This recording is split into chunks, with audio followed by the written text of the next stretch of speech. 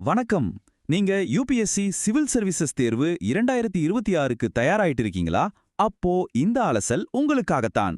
வரப்போற புது விதிகள், முக்கியமான மாற்றங்கள்னு நாம தெரிஞ்சுக்க வேண்டிய எல்லா விஷயங்களையும் இப்போ தெளிவா பார்க்கலாம் வாங்க. நீங்க 2026 சிவில் சர்வீசஸ் தேர்வு எழுதணும்னு ஒரு பிளான்ல இருக்கீங்கன்னா, அப்ப கொஞ்சம் வெயிட் பண்ணுங்க.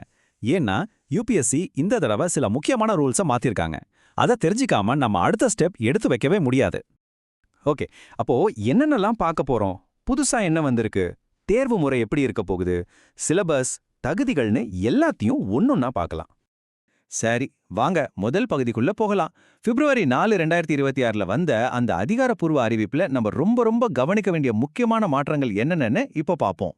சுருக்கமா சொல்லணும்னா, ஆன்லைன் அப்ளிகேஷன்ல இருந்து எக்ஸாம் சென்டர் வரைக்கும் யுபிஎஸ்சி இந்த தடவை வெளிப்படைத்தன்மையையும் பாதுகாப்பையும் ரொம்பவே அதிகப்படுத்தியிருக்காங்க. இது வெறும் ரூல்ஸ் சேஞ்ச் மட்டும் இல்ல, மொத்த சிஸ்டத்தையும் சரி பண்ற ஒரு பெரிய முயற்சி. பாருங்க, அப்ளை பண்றதுலேருந்தே சேஞ்சஸ் ஸ்டார்ட் ஆகுது. உங்க அப்ளிகேஷன் முதல் ஸ்டெப்லயே ரிஜெக்ட் ஆகாம இருக்கணும்னா இந்த புது வழிமுறைகளை ரொம்ப கவனமா பாருங்க. யூஆர்என் ரெஜிஸ்டர் பண்றது, லைவ் போட்டோ எடுக்கிறது, 3 கையெழுத்து போடுறதுன்னு இதுல ஒவ்வொன்றுமே ரொம்ப முக்கியம். அடுத்து ஒரு ரொம்பவே முக்கியமான கட்டுப்பாடு வந்திருக்கு. நீங்க ஏற்கனவே ஒரு பெரிய சர்வீஸ்ல அதிகாரியா இருந்தீங்கன்னா இந்த ரூல் உங்களுக்கு தான். பாருங்க, ஐஏஎஸ் அல்லது ஐஎஃப்எஸ் அதிகாரியா இருந்தா மறுபடியும் இந்த எக்ஸாம் எழுதவே முடியாது. ஆனா ஐபிஎஸ் அதிகாரியா இருந்தா எழுதலாம், ஆனா திரும்பவும் ஐபிஎஸ் போஸ்டிங் கிடைக்காது. இது ரொம்பவே ஒரு ஸ்ட்ராட்டஜிக்கான முடிவு இல்லையா?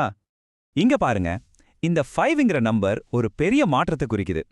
முன்னாடிலாம் பிரிலிம்ஸ் கேள்வித்தாள்ல ஏதாவது தப்பு இருந்தா சொல்றதுக்கு 7 நாள் டைம் இருந்துச்சு. ஆனா இப்போ வெறும் 5 நாள் தான். இதுக்கு என்ன அர்த்தம்? நீங்க ரொம்ப வேகமாவும் கரெக்டாவும் இருக்கணும்.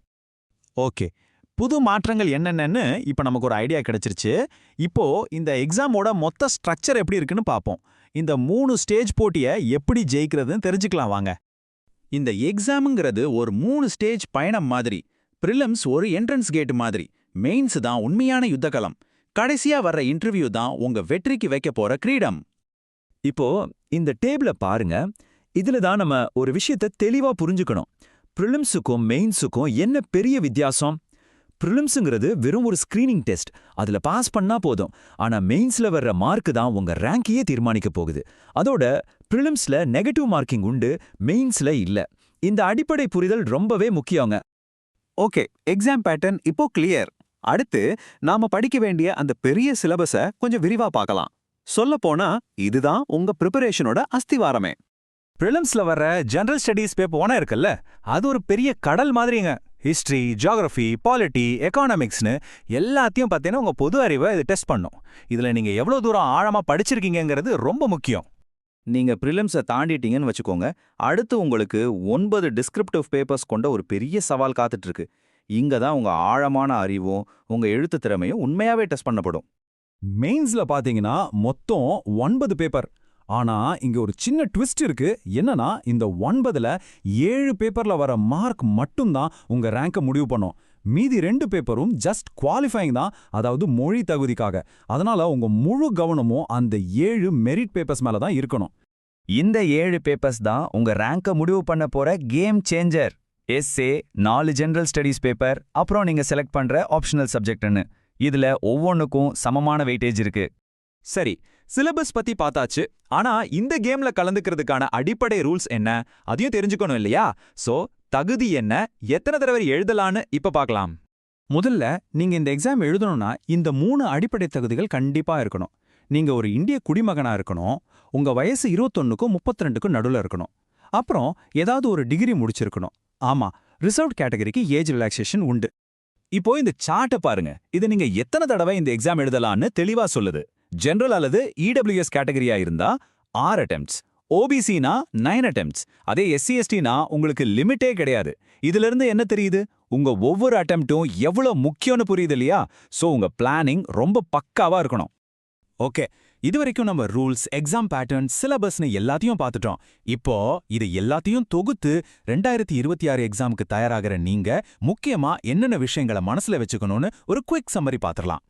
சரி, இதா உங்களுக்கான 2026 ஆக்ஷன் பிளான். முதல்ல புது ஆன்லைன் அப்ளிகேஷன் ரூல்ஸை சரியா புரிஞ்சுக்கோங்க. அப்பதான் ரிஜெக்ட் ஆகாது.